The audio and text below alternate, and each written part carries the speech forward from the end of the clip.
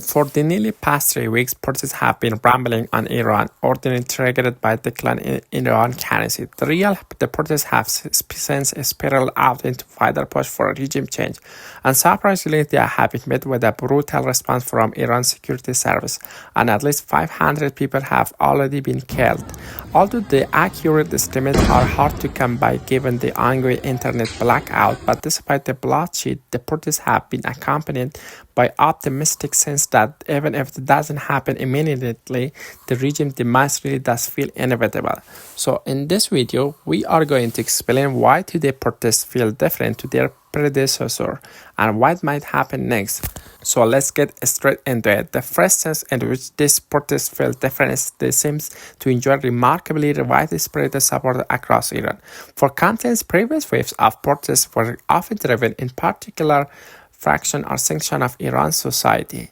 The 2019 protests, for instance, were driven by poorer Iranians who were particularly upset at reduction in fuel subsidies, while the 2021 protests were driven by Iranians living in the region that were more acutely affected by water shortage, including most notably Kazan.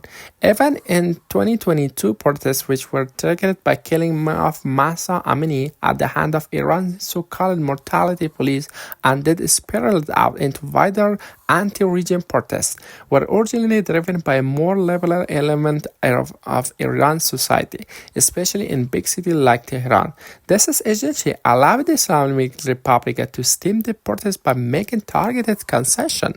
After in the 2019, for instance, they introduced new subsidy for poorer households. In 2021, they redirected water back to Kazan, exacerbating water shortage in the other region by stemming the immediate unrest. And since the 2022 protest, the regime has relaxed in enforcement of some of its more odious mortality laws. Women are no longer required to wear the hijab, but at least in big cities like Tehran, public art and performance are uncommon.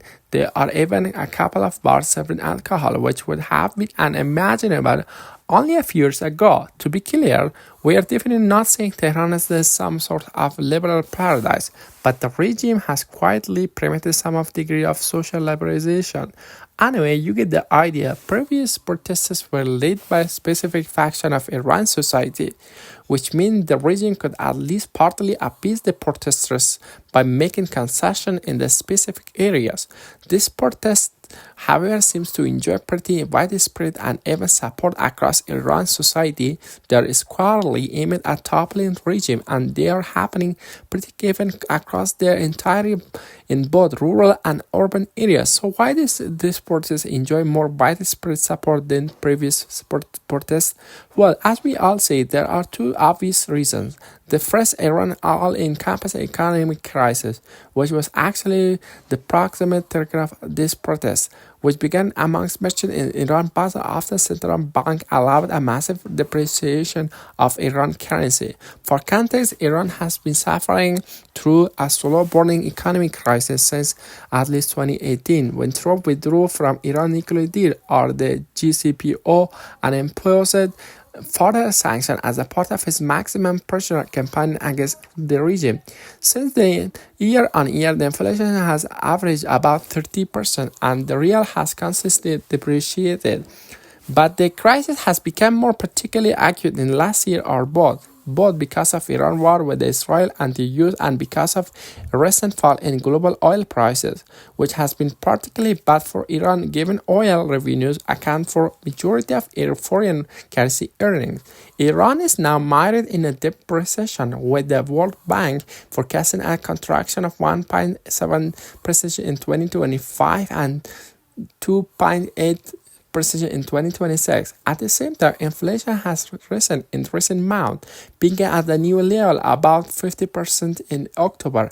And surprisingly, this combination of recession and inflation, all exacerbated by chronic corruption in government, has hurt basically every Iranian household, which is why these protests enjoy support across the economic spectrum in Iran.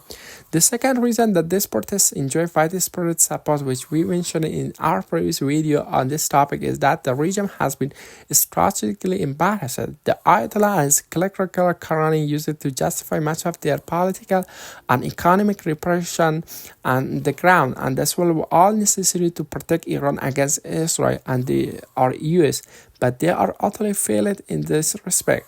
Iran's proxy network, which was supposed to deter Israel or the US from direct attack on Iran, has fallen apart.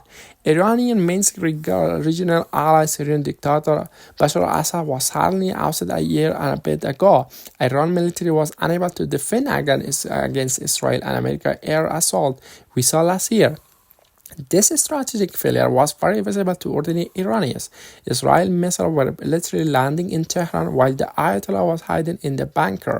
This means that the regime no longer has the excuse once dead for exercising its repressive apparatus, and there aren't many Iranians defend the regime on pragmatic or strategic ground anymore.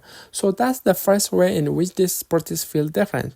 They do seem to enjoy wider and more even support than usual. This second way in which they feel different is that they are coming on the back of the regime making certain concessions. We mentioned this a minute ago, but after 2022 mass many protests, so the regime quietly made a number of concessions, including most notably promoting a degree of social liberalization, something they had previously refused to even contest.